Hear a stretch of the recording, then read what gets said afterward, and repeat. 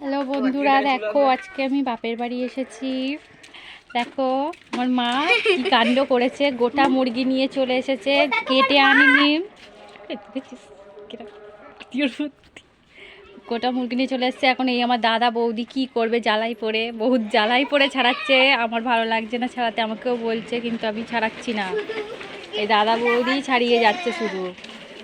ওই আমার মা আসছে, আবার আমার মা আসছে, বাচ্চারা খেলছে এখানে। দেখো কেমন মুরগি ছাড়াচ্ছে। এরা বেশ ভালোই মুরগি ছাড়াতে পারে, মুরগির দোকান দিলে তো হয় এদের। মুরগির পাটা ছাড়াচ্ছে, দেখো একদম খতরনাক ভাবে। Guys, hi guys. আর যে মুরগির দোকান থাকে বা মুরগি ছাড়াতে পারো, চলে আসো, ওদের একটু হেল্প করে দাও।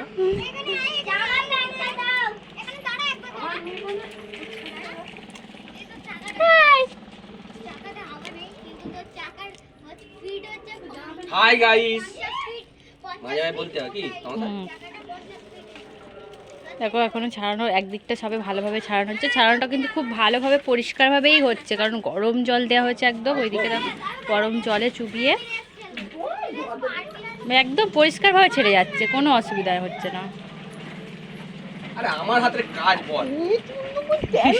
আমি তো বুঝতে পারছি না, আসছে আর যাচ্ছে। মুরগি খেলাটাই তো দেখাচ্ছে না।